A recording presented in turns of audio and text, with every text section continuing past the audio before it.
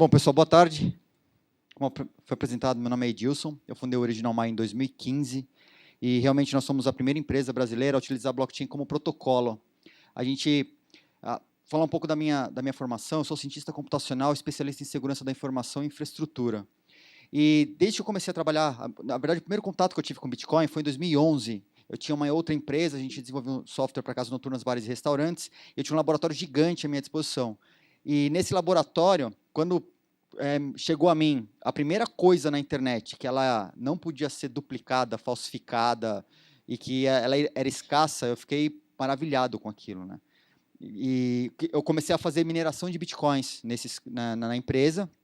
Obviamente, eu tive um problema seríssimo com sócios, né? A energia elétrica subiu horrores, não deu para manter funcionando. E aí eu mirei esse poder computacional que eu tinha disponível, eu mirei ele de volta para a computação científica. Só que aquilo ficou na cabeça, né? E o Bitcoin ele vem ganhando muita exposição na mídia, principalmente nos últimos 2 anos. Bom, parei de mexer com Bitcoins ainda em 2011. Em 2013, eu estava com outro projeto, uma empresa nova, tinha desenvolvido um dispositivo para detectar queda de idosos. E uma das pessoas que estava trabalhando comigo, ele era um economista. Foi quando o Bitcoin ele saiu daquela curva, deu de $100 para $1.200. O cara ficou maluco, ele falou, eu sou economista, eu tenho que ver o que está acontecendo, e eu fiquei pior ainda. Eu falei, caramba, o que é isso que está acontecendo, né? E voltei a olhar para o tal do Bitcoin. Só que, pessoalmente, como cientista computacional e um cara de segurança, eu olhava para a criptomoeda, falava, ok, é legal. Lógico, já é uma grande disrupção você ter a primeira vez na internet alguma coisa que não pode ser duplicada, que não dá para falsificar. Isso já é muito legal por si só. Mas como eu vinha de uma empresa que a gente, a gente operava o faturamento de milhões da noite brasileira, aí eu sabia muito bem o que era transferir dinheiro de um lado para o outro, contas, tudo. Eu falei, putz, eu estou meio saturado com esse negócio. E deixava de lado. Mas a infraestrutura dessa coisa toda sempre me chamou muito a atenção, né? Como utilizar a infraestrutura que dá suporte a essa moeda para fazer outras coisas. Bom, aí chegou final de 2014, eu vi a Universidade de Nicosia, eles registraram a autenticidade do certificado de conclusão de curso no blockchain. Registraram a autenticidade no blockchain. Eu fiquei maluco com aquilo, falei, putz, é isso que eu quero fazer, tem a ver com segurança da informação, tem a ver com a minha área. Como que os caras fizeram? Fui estudar, passei o início de 2015 estudando e desenvolvendo a primeira versão da plataforma e pude lançá-la no meio de 2015, quando eu fui convidado para falar na terceira BitConf, lá em Florianópolis. Viajei para lá, fiz uma palestra para falar como a China poderia influenciar no mercado global de Bitcoins e lancei a plataforma lá. Nessa apresentação que eu montei para vocês, eu vou caminhar um pouquinho lá do início da história, porque eu não sei exato, para tentar colocar todo mundo na mesma página, tá? Eu não sei qual o nível de conhecimento de todo mundo. E aí, vou tentar ser rápido nisso, para a gente abrir para perguntas, e aí nas perguntas a gente pode aprofundar no nível de interesse de todo mundo, tá? De qualquer um. Bom, então vamos lá, vou falar um pouquinho do que é um blockchain, como funciona essa história de descentralização e consenso, o que são os tais dos smart contracts, como que eles podem ajudar a gente, e vou apresentar alguns cases pelo mundo em diversas áreas, onde o blockchain está sendo utilizado.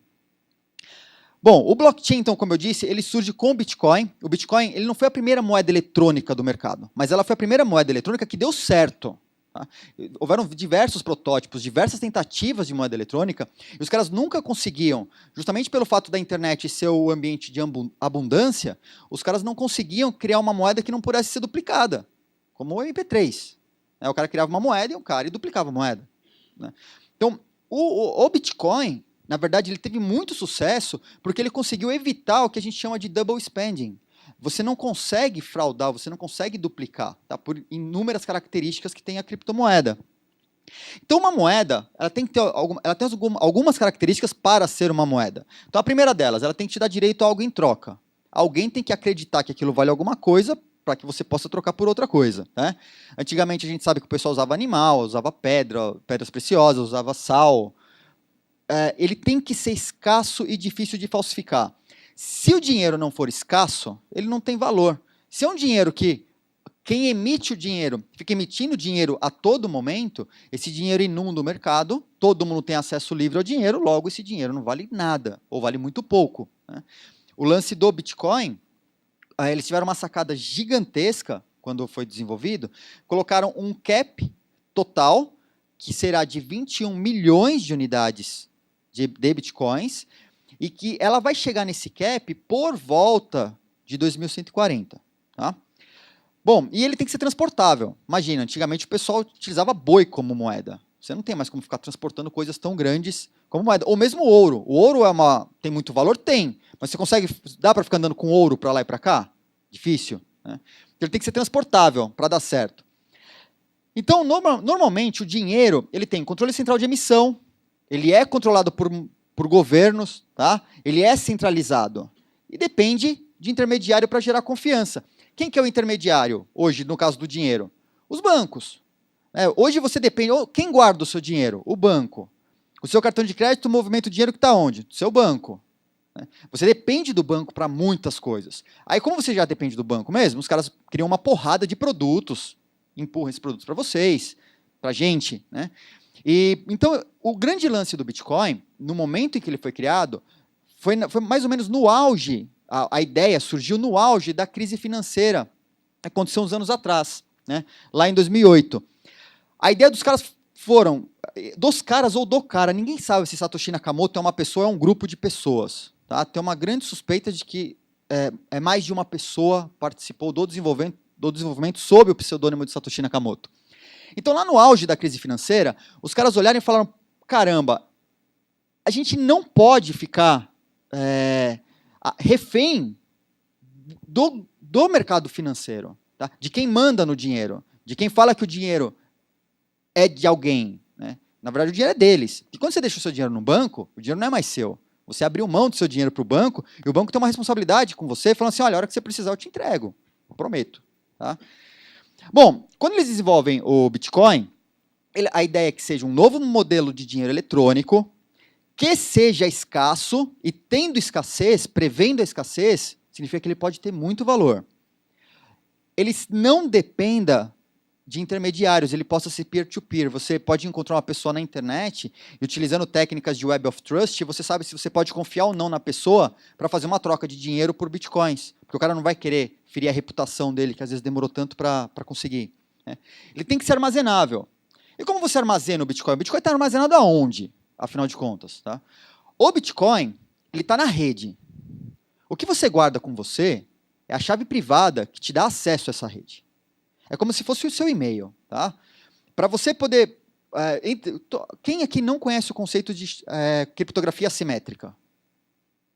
Todo mundo conhece. Então tá fácil. Tem um lá atrás. 2. Na criptografia assimétrica, você trabalha com duas chaves. Tá? Uma chave que é chamada chave privada e uma chave que é a chave pública. A chave pública, ela meio que equivale ao seu e-mail. Você pode entregar para as pessoas vão utilizar aquela chave pública para te encontrar. Tá? A chave privada equivale à sua senha do e-mail. Ou seja, quem tem a sua chave pública pode te mandar mensagens. Quem tem o seu endereço Bitcoin pode te mandar Bitcoins. Quem tem a sua chave privada pode mandar e-mails em seu nome. Quem tem sua chave privada da sua carteira de Bitcoins pode mandar seus Bitcoins para outro lugar. Tá? Então, ele é armazenável. Ele é armazenável numa rede. E o legal é que você pode armazenar essa chave privada até em papel. Se você quiser anotar no papel de pão, esconder. E a gente conhece pessoas que imprimiram a chave privada, cortaram em vários pedaços, esconderam em jardim e tal, fizeram um mapa ao tesouro com posição geográfica, geoloc, e entregou para a mãe. Falou, mãe, se acontecer alguma coisa comigo, você encontra aqui com essa mapa, você encontra os pedaços da minha chave privada. Né? A gente conhece pessoas que fizeram isso. Tá? Você pode fazer. Bom, um grande lance que eles conseguiram fazer para ter pessoas que queiram ajudar nessa rede, que queiram contribuir com a rede, foi recompensar o esforço. Como que você recompensa o esforço no Bitcoin? Mais ou menos assim, se você emprestar poder computacional para ajudar a auditar as transações que estão na rede, aquelas transações pendentes que não foram confirmadas ainda, as novas transações, se emprestar poder computacional para ajudar a auditar, se você for o primeiro, numa grande corrida, a auditar todas aquelas transações que estão pendentes, você é recompensado com bitcoins. Tá? Essa recompensa hoje é de 12 bitcoins e meio, ela reduz pela metade a cada 4 anos, que a gente chama de halving. Então começou em 50, passou para 25. No ano passado a gente teve a queda para 12,5 e assim por diante. A cada 4 anos essa recompensa cai pela metade.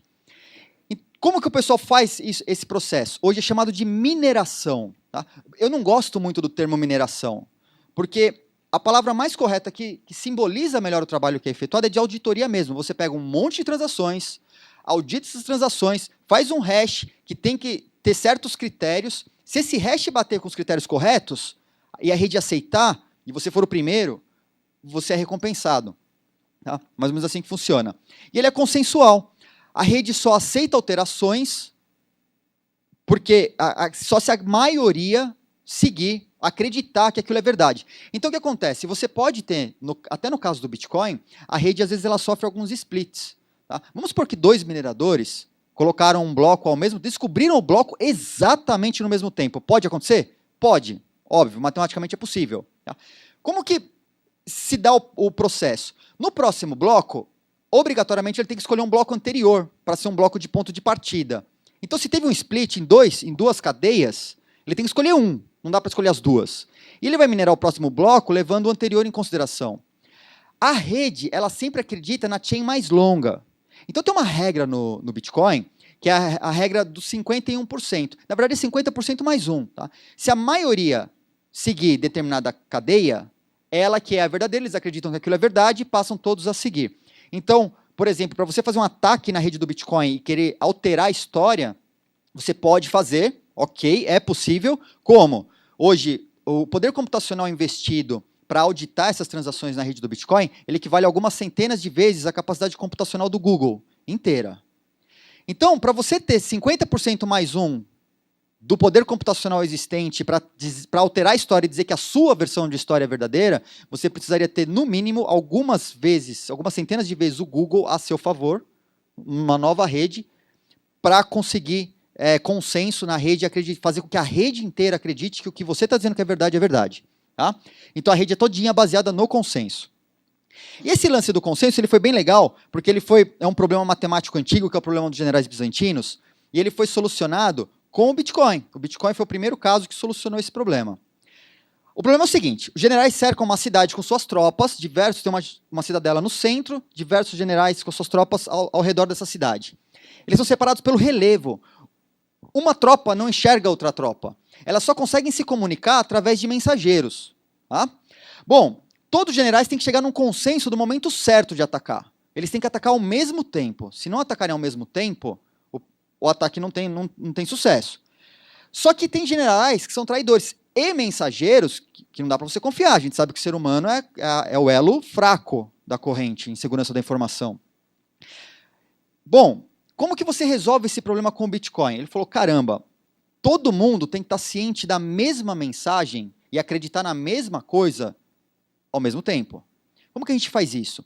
Então, eles fizeram uma camada de distribuição do Bitcoin, onde cada chamado full node, que são os nós que têm a história completa do Bitcoin, tem a mesma história. Eles têm o último hash do último bloco é igual para todos. E se você desfizer todas as transações, você vai chegar lá na primeira, seguindo toda a cadeia de hashes, sendo a mesma em todas as milhares de máquinas que estão espalhadas pela internet. Tá? E milhares mesmo.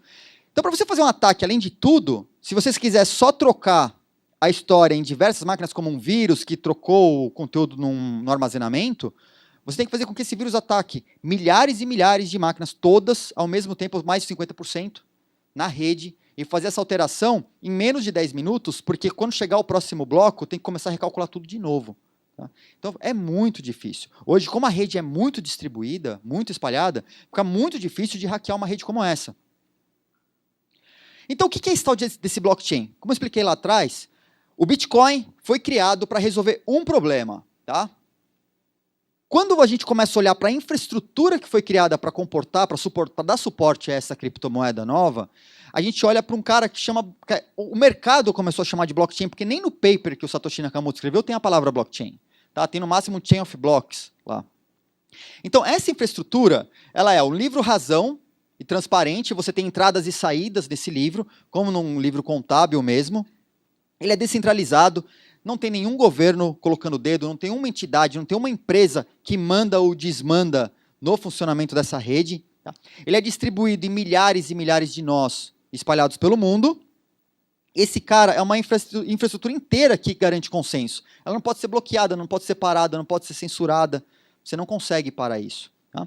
Então, a gente pode dizer bem sinteticamente de que o blockchain é um livro de registros público onde ficam armazenadas todas as transações utilizando criptomoedas. E aqui eu tomei o cuidado de usar o termo criptomoedas, porque após o Bitcoin, já surgiram centenas de outras. Muitas, na casa de mais de 900 criptomoedas diferentes. E todas as novas criptomoedas, cada uma tem seu blockchain, com características próprias.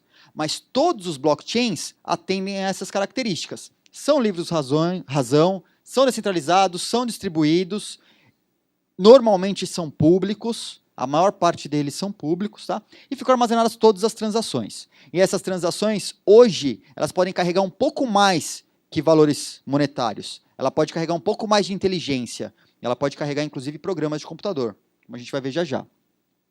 Explicando como um blockchain funciona, para vocês terem uma ideia geral de como que esse encadeamento funciona.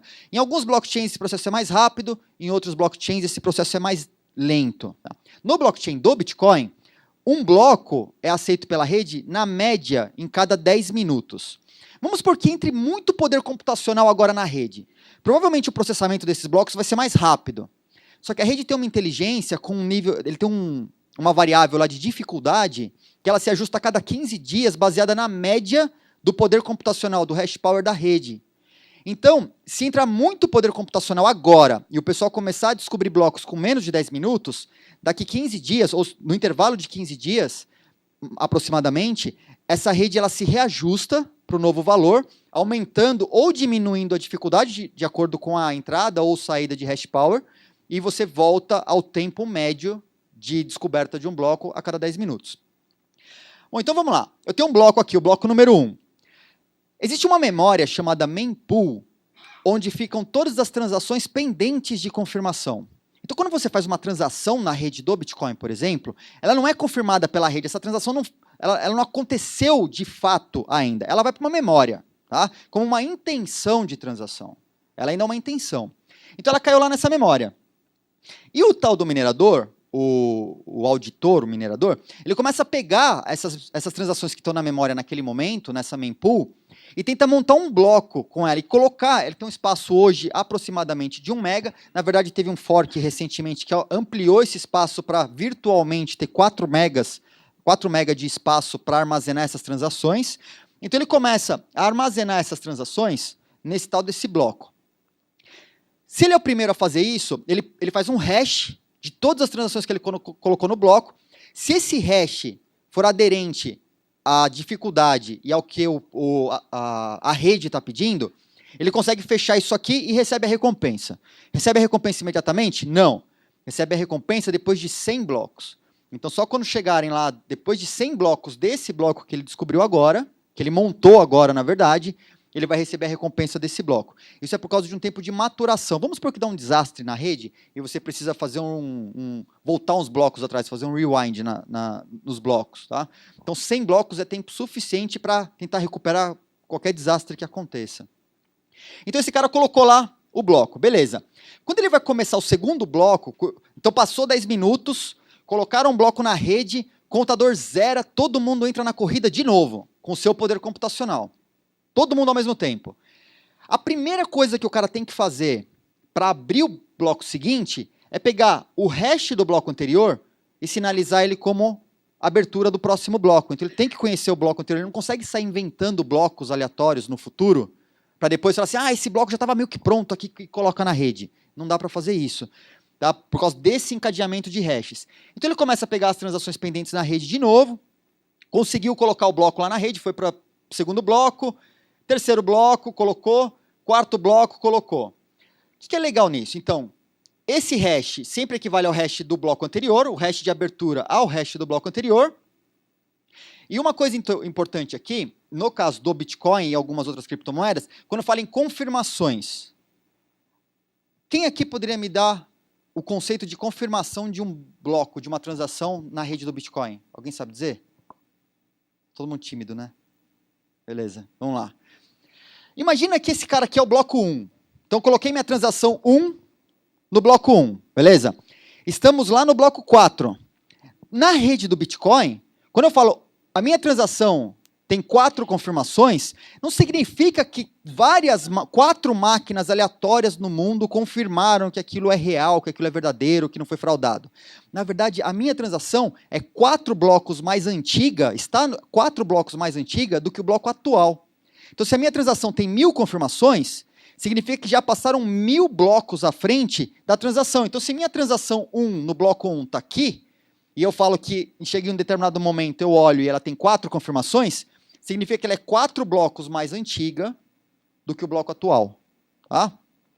Eu não vou entrar tão técnico no conceito quando acontece o split, com os orphan chains, tem os teus uncle chains. Eu vou passar para a gente dar uma luz geral, depois qualquer coisa a gente volta. Bom, mecanismos de consenso. O Bitcoin utiliza esse cara aqui que chama Proof of Work. O Proof of Work, ele diz o seguinte: quanto maior o poder computacional que você empresta para a rede, maiores são as suas chances de ser o primeiro a descobrir o bloco. É meio que óbvio, né? Se eu tenho muito poder computacional, a minha chance de ser o primeiro a executar qualquer cálculo matemático dentro da criptografia é maior, porque eu estou pondo mais poder computacional. Quando a gente vem para o Proof of Stake, eles tentam mudar um pouco a lógica. Como eu disse, hoje tem algumas centenas de vezes o poder computacional do Google para processar transações do Bitcoin. E ele faz uma única coisa: transação financeira. Saiu da pessoa A, foi para a pessoa, saiu da wallet A para a wallet B. Tá? Cara, a pegada ecológica disso pode ser questionável. E tem sido muito questionada. Se é mesmo necessário ou não, todo esse poder, toda essa energia, todo esse calor gasto com as confirmações de transações na rede do Bitcoin, se ela é mesmo necessária. Será que não existem outros mecanismos que possam trazer o mesmo nível de segurança com um gasto energético menor, com um custo energético menor? Então o pessoal começou a desenvolver outros algoritmos de consenso, como o Proof of Stake. No Proof of Stake, você prova que você é detentor de muitas criptomoedas e isso te dá a chance de descobrir, de auditar ou minerar novas criptomoedas. A jogada é um pouco diferente. Então, em um, você prova que você tem muito poder computacional para aumentar a sua chance nessa competição, nessa loteria. No outro, você prova que você tem muita moeda acumulada. Então, você tem que acumular muita moeda. Quem tem mais moedas acumuladas tem mais chances de competir nessa loteria. Está sendo super questionado também. Não significa que é o melhor modelo. Tá? Porque você pode ter um novo entrante no mercado, que o cara só adquire moedas no mercado e participa do processo de mineração para conseguir mais criptomoedas. Mas existem diversos cálculos para serem feitos nisso. Se a pessoa entra no mercado e começa a comprar muita moeda, logo o valor da moeda sobe, ao ponto de, em algum momento, isso não ser mais possível, ele não vai conseguir comprar tantas mais moedas. Então tem uma lógica de mercado muito louca aí que impera também sobre os resultados de como que isso vai funcionar. Bom, o Delegated Proof of Stake é uma tentativa de melhorar o Proof of Stake puro. Porque aqui ele ainda diz que se um cara ou um grupo de pessoas, um grupo econômico muito forte, tiver posse de muitas moedas, eles que mandam no consenso. Então o que os caras fizeram aqui? Eles tentaram trazer esse poder de consenso de volta para as comunidades. Então, o Delegated Proof of Stake ele foi implementado primeiro numa moeda chamada BitShares, numa criptomoeda chamada BitShares. Quem aprimorou um pouco esse conceito foi uma outra criptomoeda chamada Lisk, e ela diz o seguinte: você delega, não é o seu acúmulo de moedas que conta, mas o acúmulo de moedas de uma máquina que vai participar de um round.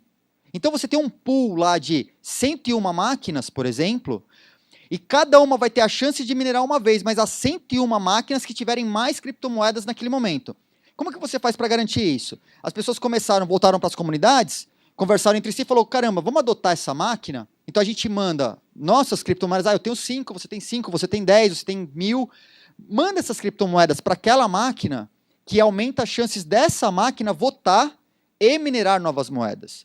E esse Proof of Stake está sendo muito bem utilizado por outras moedas, por exemplo, como a Decred. Tá? Tem feito isso de uma maneira exemplar.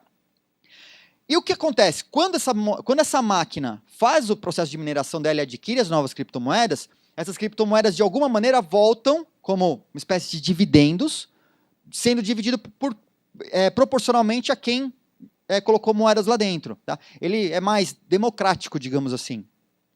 E outros modelos, por federações, você pode eleger um líder e falar, eu acredito em tudo que aquela máquina disser. Se aquela máquina disser que a verdade é essa é a verdade que toda a rede vai seguir. Né? Tem diversos algoritmos de consenso proprietário, o consenso pode ser por round robin, pode ser por N2N, você pode falar que 8 de 12, se disserem que aquilo é verdade, é verdade, né? E o resto da rede inteira acredita. Então, existem diversos mecanismos de consenso. O Bitcoin usa o Proof of Work. A Decred usa Proof of Work e Proof of Stake. O Ethereum, hoje, usa Proof of Work. Ele vai passar por um momento onde a mineração vai ser híbrida com os dois, até que em determinado momento eles desligam o Proof of Work e se mantém somente em Proof of Stake. Como que eles vão tentar fazer essa transição? Eles começaram com Proof of Work para que as moedas sejam descobertas, para que gere-se novas moedas na rede. Agora que você tem um grande volume de moedas na rede, eles começam a pensar no Proof of Stake e falar assim, bom, a gente vai tentar melhorar essa pegada ecológica, tá? E esse poder computacional proposto na mineração. A gente vai passar para o Proof of Stake para tentar manter a mesma segurança, utilizando muito menos poder computacional. Isso vai acontecer provavelmente para o meio do ano que vem. Bom, da centralização à descentralização. A gente sabe que a emissão de dólares acontece somente pelos Estados Unidos, ninguém mais emite dólares. Assim como o real é emitido pelo Banco Central. Tá? A diferença é que o real não é tão exportado para outros países como é o dólar, que é utilizado no mundo inteiro. Quando a gente fala em descentralização, significa que qualquer máquina no mundo, em qualquer lugar, pode participar dessa rede. Qual o custo para entrar? Zero. Precisa fazer login? Não precisa, você precisa criar uma wallet com uma chave pública e privada para você. Ah, mas e se eu posso pegar meu PC para fazer mineração de Bitcoin? Cara, Bitcoin não. Não dá mais. Já deu, numa época. Hoje tem tanta gente fazendo isso que eles começaram a, mais ou menos não, na verdade, no final de 2012, o pessoal já estava fazendo mineração de Bitcoin com GPU. Então, antes você fazia mineração somente com a CPU, funcionava bem pra caramba, aí começou a ter muita gente, os caras falaram, cara, e se eu migrar esse algoritmo direto para a memória da placa de vídeo? Fazer cálculo matemático é mais rápido. Aí migraram para a placa de vídeo. Putz, aí estouraram de fazer mineração com Bitcoin. Até que os chineses criaram um chip próprio, chamado ASIC, para fazer uma única coisa. Ele só calcula o hash SHA-256, que é utilizado no blockchain do Bitcoin. Quando esse chip novo chega ao mercado chinês, cara, aí muda todo o cenário de mineração global. A China ganha à frente. A gente sabe que demora 4 meses para uma tecnologia da China chegar no resto do mundo. Né? Então, os caras eles estiveram à frente muito tempo e vêm se mantendo à frente. Os principais fabricantes de componentes estão na China. Então, tudo que sai primeiro... fizeram um improvement, fizeram uma melhoria no algoritmo, no cálculo do SHA-256, diminuíram o dispositivo, o transistor. Cara, é lá que sai primeiro. E aí eles vendem para o resto do mundo as máquinas meio usadas, assim, as mais antigas, né? Então você não consegue competir tanto com os chineses em matéria de tecnologia, a não ser que o pessoal comece a produzir novas máquinas aqui. Mas independente disso, você pode comprar uma máquina dessa, com esses processadores ASIC, ligar na tomada, colocar a sua wallet e deixar fazendo mineração de bitcoins. Problema aqui no Brasil, a energia elétrica a gente paga tão caro nela, que a recompensa vai ser inferior ao gasto da energia elétrica. Tá? Pensa assim, bem superficialmente. Uma máquina dessa equivale a mais ou menos um chuveiro 220 ligado 24 horas, funcionando. Tá? E o pessoal fez uma brincadeira esses dias, pegou uma máquina de umas gerações para trás, de umas 2 gerações, tipo 2 anos para trás, deixou ligada, funcionando tipo 1 mês, num lugar que eles tinham energia elétrica, tipo um coworking, né? Sacanagem. Fizeram centavos de real, centavos de dólar. Tá? 1 mês a máquina ligada. Centavos de dólar, uma maquininha. Então, o pessoal faz isso hoje em escala industrial. O pessoal se move para locais onde a energia elétrica é muito barata ou é subsidiada pelo governo. Então, você vai para a China, tem energia subsidiada. Você vai para lugares onde você não precisa se preocupar muito com a refrigeração das máquinas. A refrigeração tem muito custo, tem gasto de energia elétrica para fazer a refrigeração. Então, o pessoal elimina isso indo, sei lá, para a Islândia, tá? Indo para a China no pé de montanhas lá, geladas. Então, o pessoal começa a fazer isso. Mas existem outras criptomoedas que você pode minerar com a sua CPU, sem problema. Ou o pessoal fala assim, caramba, não vamos deixar com que um fabricante domine o mercado de mineração? Vamos manter na GPU, que ela é mais democrática, você pode espalhar mais isso no mercado. Então, por exemplo, o Ethereum, no algoritmo de hashing que eles utilizam, ele faz uma verificação para tentar descobrir se você está utilizando ou não uma ASIC. Ele não deixa você minerar na ASIC, ele só deixa você minerar na CPU ou na GPU, senão ele te bloqueia o processo de mineração. Tá? O algoritmo lá que chama Hashimoto Dagger, o Hashimoto é a parte do algoritmo que faz a verificação se você está utilizando o ASIC ou não. E o Dagger é o algoritmo de hashing que o Ethereum utiliza para fechar esses blocos, para fazer a assinatura digital desses blocos. E os modelos híbridos? O modelo híbrido a gente está cansado de conhecer. Né? Você tem, por exemplo, o sistema de remessas internacional, ele se conecta em todos os países. Você que está nesse ponto aqui não conversa diretamente com esse cara. Você depende desse cara se comunicar com esse para chegar nesse, para chegar lá naquela outra ponta. Tá? Esses sistemas híbridos eles são mais utilizados pelo mercado corporativo, que vem tentando desenvolver um blockchain, ou diversos tipos de blockchains que atendam ao mercado corporativo, que na verdade nem são blockchains. Tá? O pessoal já até preferiu trocar o nome, agora eles chamam de distributed ledgers, para não misturar as bolas. Então lá em 2013, um cara, o Vitalik, ele escreveu um paper falando assim, olha, Bitcoin funciona tudo no Bitcoin, mas começam a aparecer em torno do Bitcoin outras funcionalidades satélites. O pessoal começa a fazer tokenização de ativos. Então o pessoal monta uma estrutura à parte, começa a tokenizar ativo numa outra estrutura e pluga isso no Bitcoin. Ah, quero uma rede para dar mais performance nas transações. Monta uma rede à parte para dar performance na transação e pluga lá no Bitcoin. Aí o Vitalik escreveu um paper falando assim, poxa, daria para fazer tudo em um blockchain só. Ele lançou esse paper, o pessoal falou, caramba, legal, parece ser um computador global, onde eu posso rodar não somente transações, mas eu rodo aplicações complexas, aplicações compiladas. Tá? E aí esse cara fundou o Ethereum.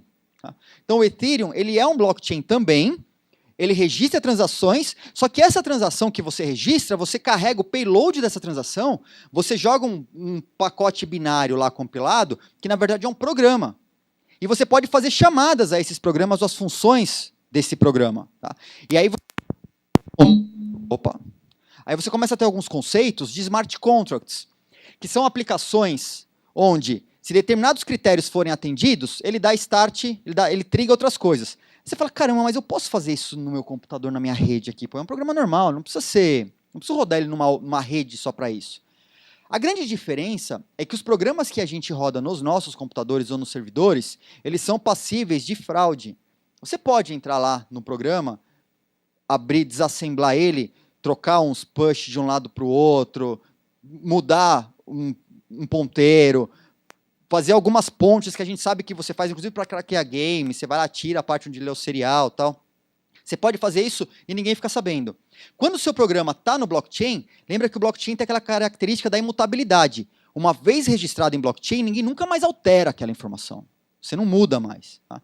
Então, quando você começa a fazer contratos inteligentes ou aplicações descentralizadas baseadas em blockchain, significa que a sua aplicação, primeiro, ela é auditável por qualquer pessoa no planeta, pública, transparente, de leitura livre e imutável. Ninguém mais mexe naquele código. E se você auditar o código online, você vê que ele realmente está fazendo aquilo que ele se compromete. Não precisa colocar os seus programas inteiros dentro do blockchain, mas, de repente, camadas que dependem de mais transparência para gerar confiança, você coloca lá.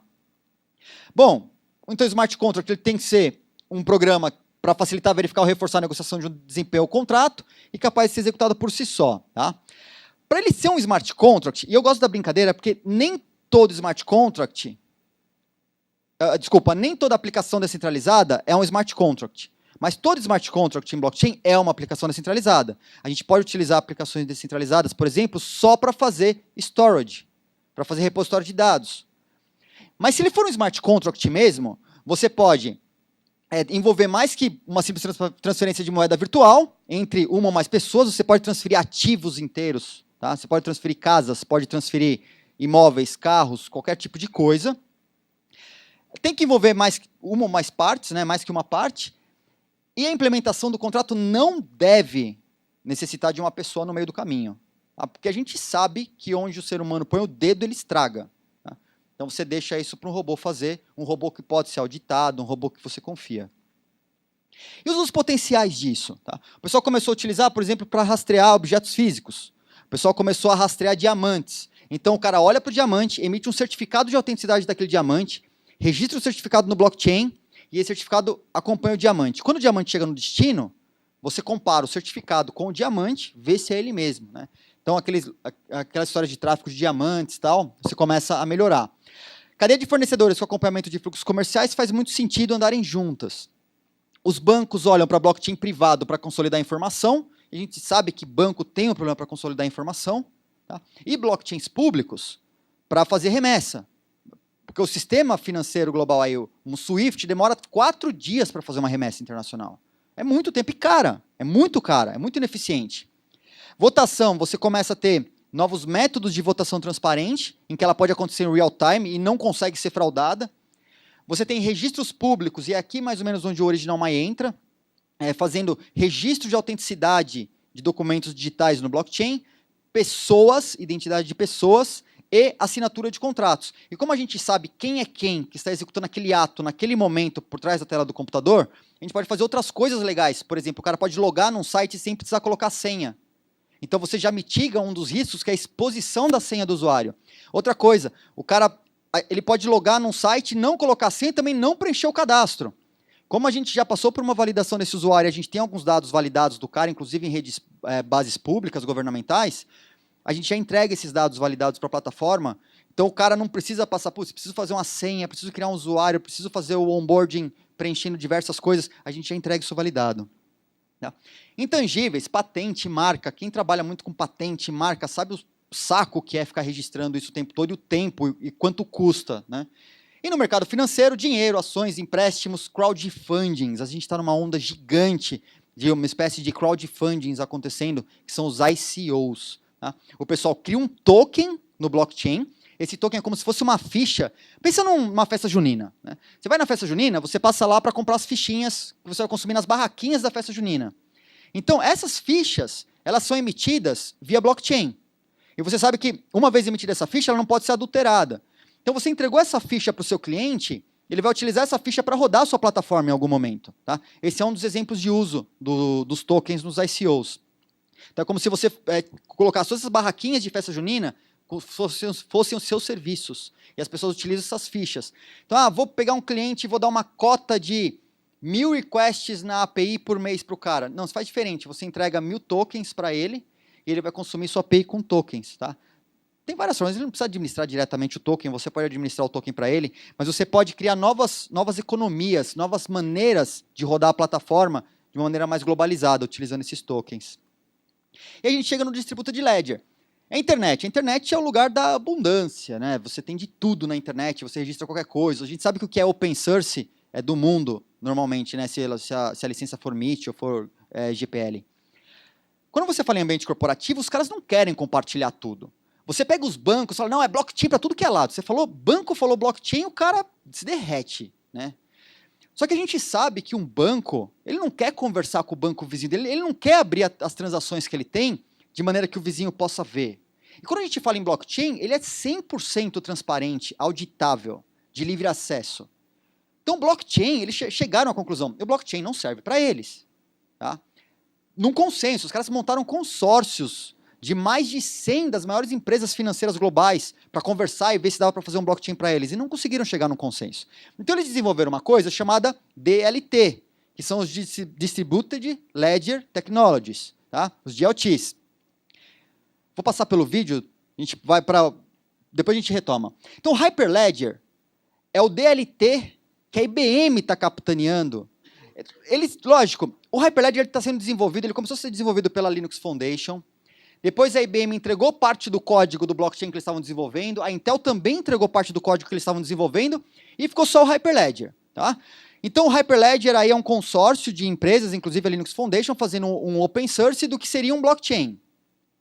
Se ele é blockchain ou não é discutível, altamente discutível. Tá? Mas a IBM está empurrando isso o mercado afora. Você tem a Big Chain, eles pegaram um banco de dados NoSQL de alta velocidade, tá, com milhões de registros por segundo, e colocaram uma camada de blockchain por cima dele. É muito bacana. O Quorum foi o seguinte, pegaram o Ethereum e fizeram uma camada privada e uma camada pública do Ethereum. A camada privada para que só aquela companhia tenha acesso às informações, se comunicando com a camada pública. Então, eles fizeram uma integração entre um blockchain público e um blockchain privado. Tá?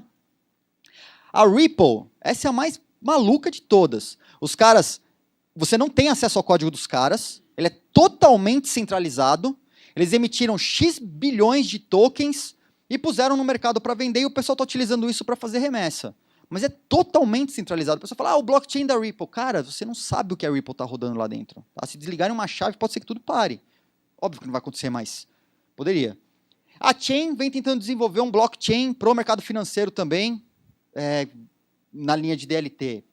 O R3 é esse grande consórcio. Os caras criaram um blockchain, um DLT chamado Corda, que já começa a atender o mercado financeiro. Os bancos olham para o Corda e gostam muito do Corda. Falam, caramba, é muito mais rápido que o Hyperledger para operar. E comparativos, bem rapidamente entre eles. Então, Hyperledger, coloquei blockchain de uso geral, mas é sacanagem, tá? O Ethereum, também de uso geral, e o Bitcoin é um blockchain de transações. Ele faz uma coisa muito bem, transação.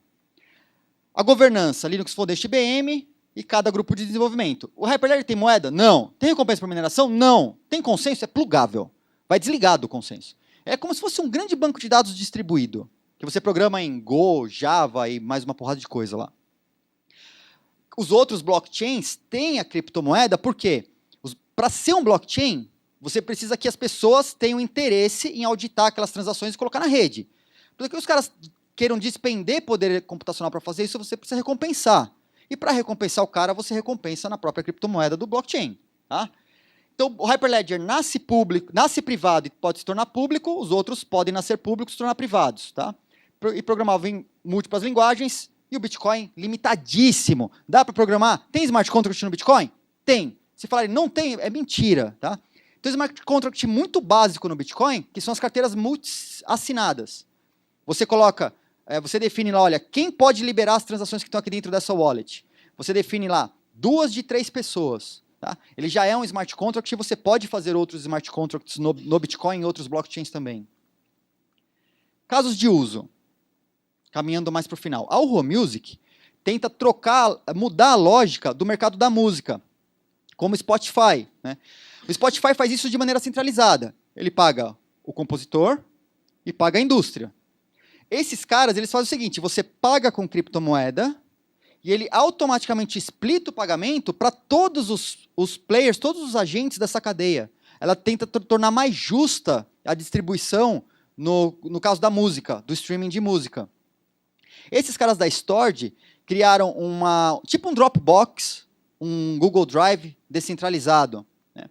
A Slockit é um projeto genial desses caras.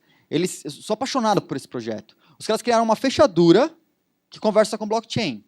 Então, você coloca essa fechadura numa porta de um hotel, por exemplo, você não precisa ligar ou entrar em contato com a administração do hotel para buscar o quarto. Você fala com a fechadura. A fechadura te fala quando que ela tem disponibilidade. Quando você quer buscar, a fechadura, ok, então me manda o dinheiro. Você manda o dinheiro para a fechadura, você não manda o dinheiro para o hotel, você paga para a fechadura. E a fechadura te manda de volta uma chave criptográfica, uma chave de acesso, né? Que você vai utilizar para abrir essa fechadura no prazo que você bucou. Se a fechadura percebe que ela tem algum dano em um sensor, ela licita o mercado e contrata a empresa mantenedora. E paga, ela tem o dinheiro. E no fim do mês, ela divide o lucro com quem fez. Tá? É um projeto fantástico. Então, quando a gente começa a falar em automação de coisas, carros autônomos, geladeiras autônomas, a sua geladeira poderia perceber que é sexta-feira à noite e não tem pizza ainda nela. Ela pode comprar a pizza para você e pagar. Ela tem o dinheiro. Quem sabe no futuro não chega de drone. Né? O Lazos, eles tentam fazer um esquema de caronas compartilhadas utilizando o blockchain. Então, quanto mais você anda com a carona compartilhada, mais ele gera moedinhas que vão ser utilizadas para pagar essa rede de carona compartilhada. O Arcade City já é um contraponto ao Uber. Os caras lá no Texas, o Uber não consegue entrar no Texas. Vocês acham que a briga aqui em São Paulo, no Rio, com o taxista foi tensa? No Texas não entra, os caras não conseguem. Cara, pode ser, né? Os caras têm arma lá, vai saber, né? De repente os caras... né? Não dá, não rola. Então, o que os caras fizeram? Eles criaram um aplicativo baseado em blockchain que faz exatamente o que o Uber faz. Só que esse aplicativo, por estar em blockchain, ele é imparável. Tá? Ele está rodando numa aplicação descentralizada, ninguém para esse negócio. Pegaram o código-fonte do app, puseram na internet, você vai lá, baixa a build do app, conecta na rede e começa a operar como motorista. E o legal, quando a pessoa te paga, não tem nenhuma empresa para ficar com os 25%. Tá? A gente diz que essas são as novas empresas de centro vazio. São empresas que operam sozinhas na internet, sem nenhuma empresa por trás controlando. Tá? E quando... Cara, é muito louco isso. São várias questões jurídicas que começam a surgir em volta disso. Tá? Tem fundos de investimento que não tem uma empresa por trás. Empresas como essa, que não tem uma empresa por trás, não sei nem se dá para chamar isso de empresa. Talvez no futuro o nome não seja mais empresa. Tá? O termo empresa vai se tornar obsoleto para esse tipo de coisa que começa a aparecer. O Transactive Grid, os caras lá em Londres, eles podem vender energia elétrica. Então, eles, com placas solares, aquela energia elétrica que ele gera a mais, ele vende para os vizinhos em troca de uma criptomoeda registrada num blockchain, e a comunidade local começa a aceitar essa moeda. Então, você pode, por exemplo, gerar energia elétrica, vender para o seu vizinho e ir na padaria e comprar pão com a criptomoeda que foi utilizada ali. Né?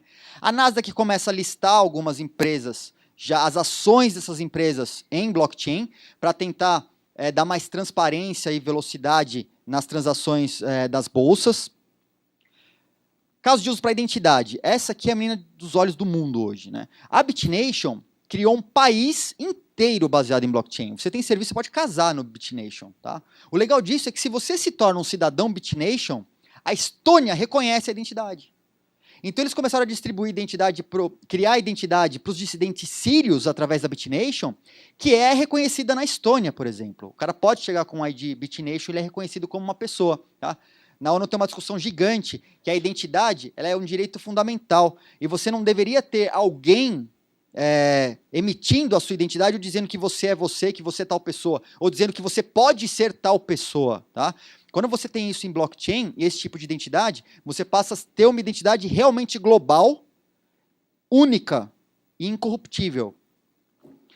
A Blockstack tentando fazer isso também. Trust Stamp, eles começam a montar apps agora para facilitar, fazer login sem senha, criar identidade, como Show Cards. A Deloitte com iniciativa também, o Willport com outra iniciativa, a Civic também. E a gente entra nos ICOs, tá? Vamos falar de Civic, na verdade, dentro de um ICO. Os caras levantaram 33 milhões de dólares em menos de 40 horas. O cara que inventou o Java e que fez o Mozilla, ele levantou para um novo browser que bloqueia ads, advertisement, e esse browser baseado em blockchain, ele te paga para assistir a propaganda, na verdade. O cara levantou 35 milhões de dólares em 30 segundos com o ICO. Tá? Os maiores ICOs que aconteceram no mundo foram acima da casa dos 200 milhões de dólares, 250 milhões de dólares. A gente teve o primeiro ICO de sucesso foi o próprio ICO do Ethereum.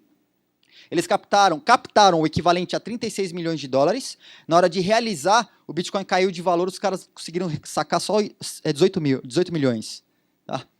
As criptomoedas ela têm uma flutuação muito alta. É um ambiente não regulado, de altíssimo risco, se você pensar como ativo financeiro, como investimento. Né? Então, as startups começam a utilizar esses tokens que vão rodar a sua plataforma para fazer os tais dos ICOs. E o ciclo de vida para você poder fazer um ICO, basicamente escreve um white paper muito bem fundamentado, com toda a descrição técnica, mostrando o seu time, por que você vai utilizar o dinheiro, quais são os entregáveis, quais os milestones que você vai colocar. Põe um site promocional, pega aquilo lá, põe uma pastinha debaixo do braço, sai fazendo uma captação com alguns fundos, alguém que queira colocar um ticket maior, abre o ICO, você disponibiliza a sua wallet e os smart contracts, pessoas do mundo inteiro começam a depositar criptomoedas lá, fechou. Se em algum momento, no futuro, esse token for listado numa exchange, você tem um mercado secundário para as pessoas negociarem livremente esses tokens. Tá? Aqui eu coloquei um slide, depois eu disponibilizo com alguns links para pesquisar sobre ICOs. Tá? E aí o OriginalMy. O que a gente faz no OriginalMy? A gente trabalha com autenticidade descentralizada. A gente quer reforçar a confiança. Tá? Principalmente num ambiente tão burocrático quanto que a gente tem aqui no Brasil. né, Brasil e burocracia é quase que sinônimo. Ambos começam com B, inclusive. Né? Bom, o que acontece aqui com a autenticidade descentralizada? A gente lançou lá em 2015, a gente fazia só autenticidade, prova de autenticidade de documentos digitais.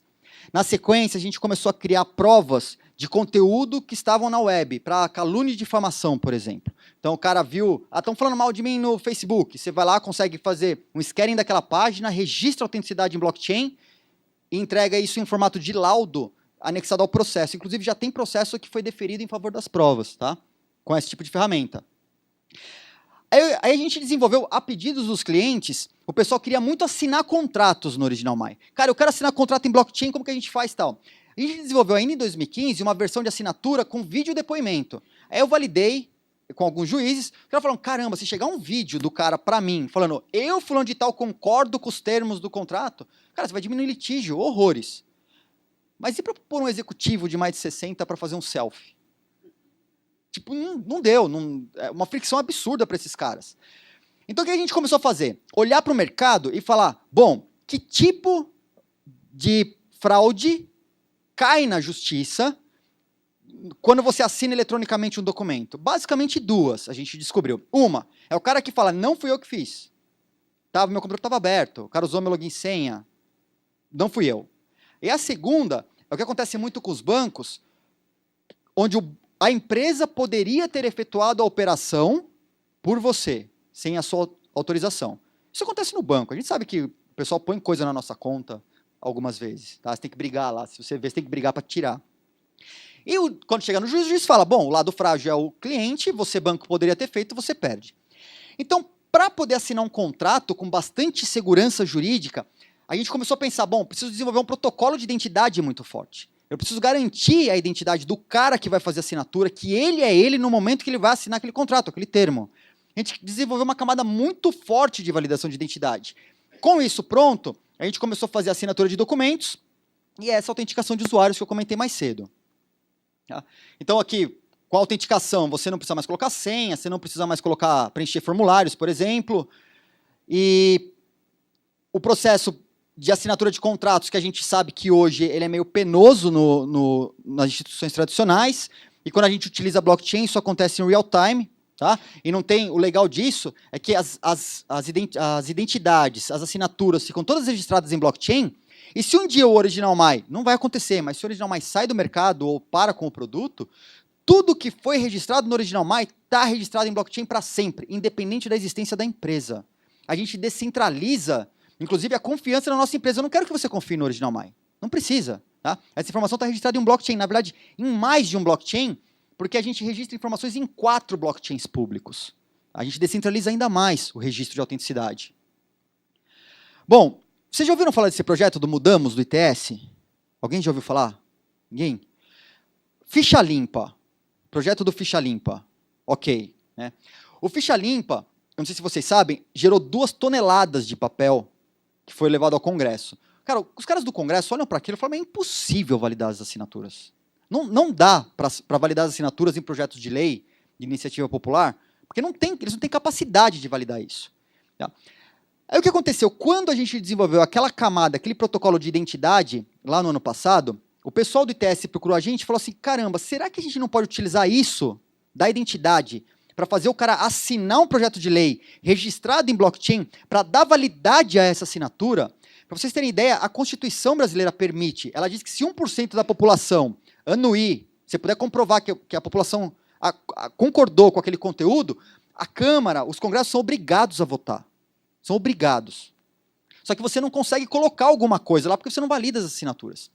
Então a gente passou o ano passado validando, desenvolvemos o Mudamos. O que aconteceu? O ITS apresentou o projeto do Mudamos para o Desafio de Impacto Social do Google, ganhou o Desafio de Impacto Social do Google em 2016 e com a verba desenvolveu o projeto. Tá? Hoje já tem mais de 250 mil assinaturas, tem mais de 500 mil downloads do app e tem uma porrada de projetos de lei lá prontos para serem assinados por qualquer pessoa. Tá? E o mais legal, algumas cidades no Brasil, algumas não, diversas, já dão aceitabilidade. Elas dizem, se o projeto de lei vier assinado com Mudamos, a gente reconhece que não teve fraude, a gente aceita. Tá? Isso nunca aconteceu antes. Então a gente procura, o ITS, tá? Porque o projeto é deles, eles usam toda a engine produzida pelo Original My, é uma engine customizada de identidade, assinatura e registro. Tá? Então o ITS pretende mudar um pouco a lógica da política brasileira para daqui a alguns bons anos. E isso pode ser a faísca para que isso venha acontecer utilizando blockchain. Tá? Quem permite que isso funcione? A gente tem uma lei que permite. Eu não vou entrar nos detalhes da lei, mas ela diz basicamente que se as partes concordarem com o formato de certificado digital utilizado ou assinatura, não precisa ser o CPBR. Ele é válido perante a lei. Tá? Bom, pessoal, o que eu acredito que o blockchain seja? A transfer of trust in a trustless world. Você não precisa mais delegar a confiança para um agente centralizado. Tá? Você tem a confiança já de maneira descentralizada entre agentes que você não necessariamente precisa confiar. É isso. Obrigado. Perguntas? Vamos lá.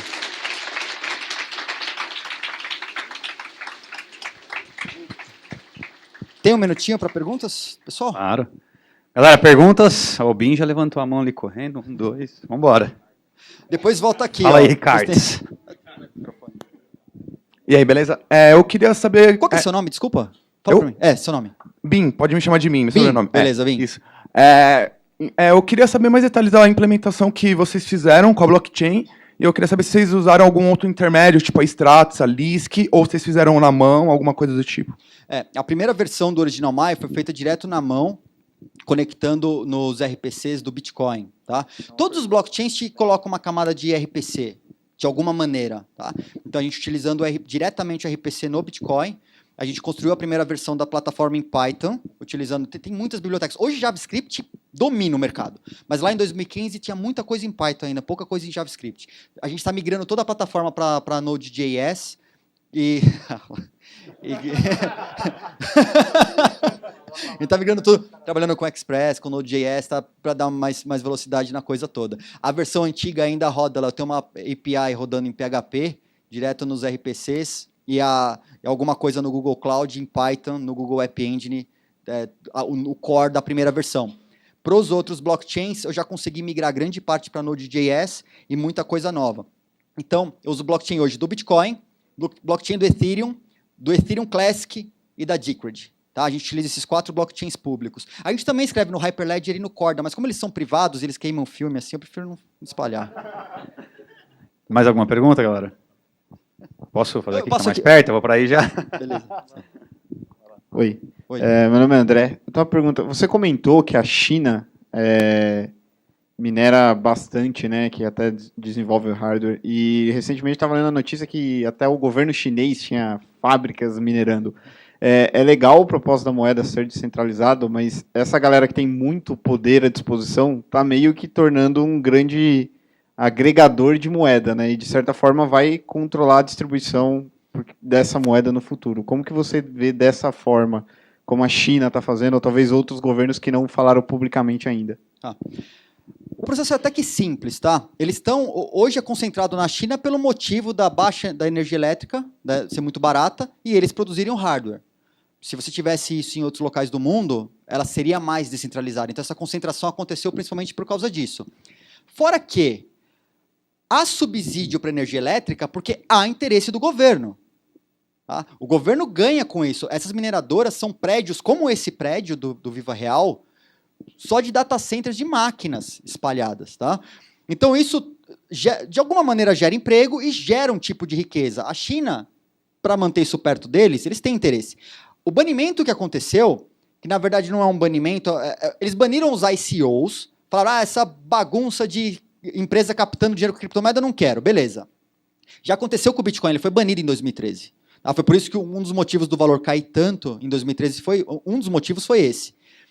Outra coisa, as exchanges na China estão passando a ser reguladas.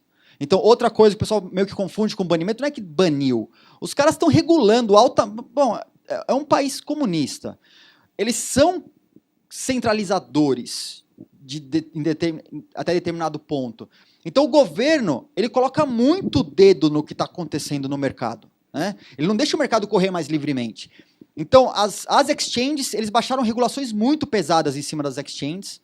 As mineradoras, por outro lado, continuam operando, porque tem interesse de que elas continuem operando, tá? E os ICOs foram banidos enquanto eles não entenderem ou não definirem. A China sempre bane primeiro. A China, a Rússia. Rússia baniu e voltou atrás, né? Aí, por outro lado, você já tem Japão, que começa a regulamentar criptomoedas, e outros países fazendo regulamentações bacanas para criptomoeda. Cara, a gente está num momento em que o mundo precisa entender mais do que se trata a coisa toda para tentar chegar num acordo. Dou um exemplo. Nos Estados Unidos, os Estados Unidos acreditam que o Bitcoin ele é mais parecido com um ativo. Tá? É um asset, ele é um ativo. Ele tem mais características de ativo. Ah, mas parece moeda?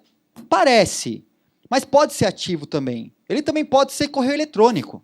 Ele pode ser uma porrada de coisas, tá? Dependendo da lente pela qual você observa a criptomoeda, o Bitcoin. Na Europa, houve uma tendência de regular como moeda, somente para fins transacionais.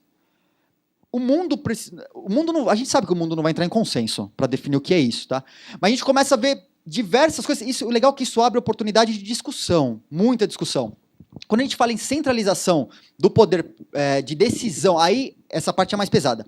O poder de decisão sobre a rede pelos chineses. Tá? Muita gente acreditava que isso acontecia na China, mas recentemente a gente teve um fork no Bitcoin, onde foram implementadas diversas funcionalidades novas, e esse fork foi forçado pela comunidade. A comunidade falou assim, todos nós que rodamos full nodes do Bitcoin, não somos mineradores, só rodamos o full node do Bitcoin, nós vamos rodar a versão X. Se os mineradores não produzirem moedas dentro dessa versão X, eles estão fora dessa rede, problema deles. Que entrem novos mineradores pelo mundo para minerar essa rede. Teve uma adesão em massa da comunidade global e os mineradores tiveram que aderir à rede nova, proposta pela comunidade. Então, embora eles tenham algum poder de decisão, a comunidade também tem, isso ficou provado agora em agosto. Isso nunca tinha acontecido, aconteceu em agosto. Pela primeira vez a comunidade consegue forçar um fork em cima dos mineradores. Agora, mais ou menos dia 17 de novembro, vai ter um outro fork dos mineradores tentando forçar, e eles querem fazer de forma que fique uma rede só. Eles falaram, cara, do jeito que a gente está fazendo, vai ficar uma rede só, os mineradores vão todos para essa, e o Bitcoin vai morrer do jeito que está, e vai ficar só o nosso. E vai ter que todo mundo... Então, é uma guerra de poder muito louca. Você pensa em geopolítica, ela está todinha redesenhada agora. Tá? Beleza? Bom, é sobre transação em tempo real. Como é que isso funciona, considerando que existe um tempo de validação da cadeia toda? Como funciona isso para um comércio normal, troca de moeda? Quando a gente fala em blockchain, não tem tempo real. Tá? Não dá para fazer tempo real. A mais próxima, houve uma criptomoeda que fez uma tentativa onde ela tinha 1 segundo para a transação ser registrada. Tá? 1 segundo dentro de um blockchain, o pessoal começou a chamar de zero time. Tá? Mas a gente sabe que não é, tem 1 segundo. Para o comércio, se você falar assim, eu quero rodar um full node no meu comércio, aqui porque eu conheço tecnologia, eu vou administrar minha wallet, eu por conta própria, no Bitcoin eu teria que esperar pelo menos uns 10 minutinhos para saber se essa transação caiu. É um problemaço para o comércio, a gente sabe que não vai rodar. Aí começam algumas instituições a fazer o seguinte, eu asseguro a transação. Então, ao invés de você receber o Bitcoin diretamente, você põe o plugin do cara no site. E esse plugin do cara gera o wallet. Então, quando a pessoa manda a transação para esse cara, na confirmação 0, porque tem um ping falando assim, foi uma confirmação, ela não está confirmada ainda, não entrou num bloco, mas no mempool pingou essa transação. Tá?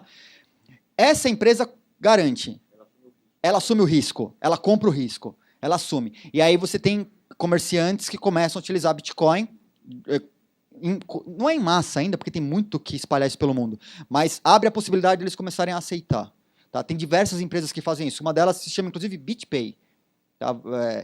Cara, eles fazem igual, tipo PagSeguro e PayPal mesmo. Você pode emitir uma ordem, você entra lá, põe o e-mail da pessoa, você emite uma ordem de pagamento, o cara recebe um QR Code no e-mail e ela paga naquilo lá para o mercado, por exemplo. Bem legal.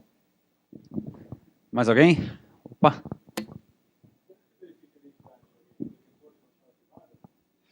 Mais que isso, tá? Vou te falar nosso processo de identificação e geração do Blockchain ID para a pessoa.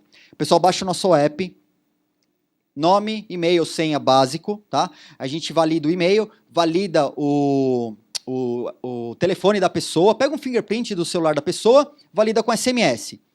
Pega o CPF, data de nascimento, aí a gente vai para as redes públicas, e aí faz um background checking do cara nas redes públicas. Faz uma selfie da pessoa com o nosso próprio app, não deixa a pessoa fazer upload de foto, faz uma foto do documento da pessoa, a gente faz um OCR no documento, a gente tenta fazer um match da foto da pessoa com a foto do documento. Se não der nada certo, aí vai para o nosso back-office, validação manual. Aí na validação manual vem os dados que foram coletados nas redes públicas, se são condizentes com os dados que a pessoa digitou, com o e-mail validado, com o telefone, com tudo, aí valida a pessoa, que a gente cria uma chave privada, o app cria uma chave privada para a pessoa, que fica armazenada única e exclusivamente no app. Ninguém mais tem cópia daquilo.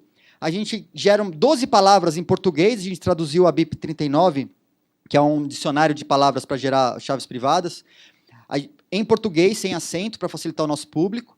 A gente entrega essas 12 palavras para a pessoa e fala, cara, guarda com carinho. Né? A gente dá uma telinha antes e fala, anota no papel, tira um print, faz uma coisa, guarda.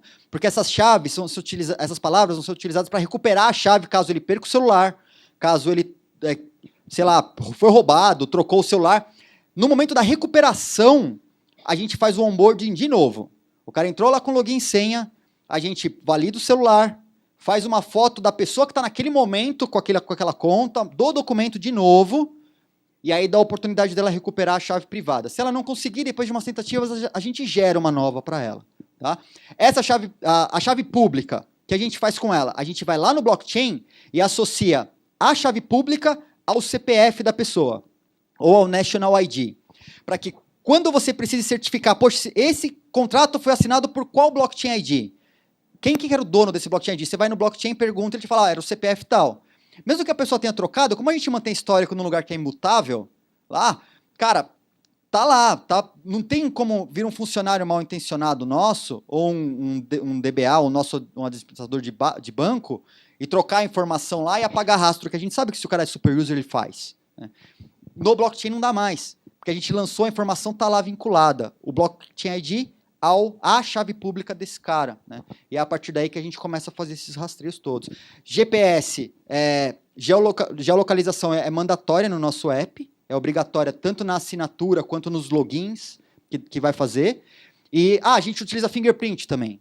Tá? A gente habilita o fingerprint caso o celular tenha. Então, para o cara utilizar seu celular, ele tem que ter o seu dedo, ter seu usuário e senha, ter a sua chave privada, ter passado pelo processo de validação. E, no caso de assinatura de documento, ele tem que fazer um negócio que a gente chama de prova de posse do documento. Tá? Se ele não tiver o documento no momento da assinatura, ele não assina. Isso evita de que uma pessoa registre um documento para assinar, altere o PDF, mande para o cara por e-mail e fala assim, assina aí. Se o documento não bater com o que já está registrado no blockchain para aquele CPF em blockchain, o cara não assina, tá? Não consegue assinar. Então, a gente colocou diversos controles de segurança para tentar garantir que a pessoa é a pessoa, e que a pessoa que é a pessoa está executando aquele ato na internet naquele momento. A gente poderia explorar mais. Por exemplo, cartão de crédito. Fraude de cartão de crédito, caramba, acontece o tempo todo. Né? Se achou um cartão de crédito caído na rua, é só você pegar o número, o CVV e fazer uma compra. Imagina se na hora que você passar o cartão de crédito, aparecer um QR Code e falar, prova que você é você. Aí você pega o app, escaneia, e ele vai falar, caramba, você que é o dono desse cartão está utilizando o cartão nesse momento. Cara, dá para mitigar diversos tipos de fraude com essa metodologia que a gente desenvolveu. Beleza? Mais alguém, galera? Mais alguma pergunta? Bom, Pô, tranquilo. Eu achei que ia ter umas coisas mais pesadas. Você falou, não, eu estava com a apresentação anterior, eu falei, os caras estão indo lá em BitByte, beleza. Tá. Muito bem. Você vai ficar com a gente aqui, vai ter um happy hour agora, então quem quiser abordar... Eu esqueci o nome. Edilson. O Edilson, quem quiser abordar o Edilson para mais perguntas, sem encher o saco, porque provavelmente ele vai tomar uma cerveja, comer alguma coisa agora. Então, todos convidados agora aí para o térreo. Gente, obrigado por vocês terem vindo. Obrigado pela sua participação, Edilson. Obrigado por esclarecer aqui para a gente. Obrigado pelo Valeu, gente. Encontro vocês no térreo lá agora para o happy hour. Valeu, obrigado.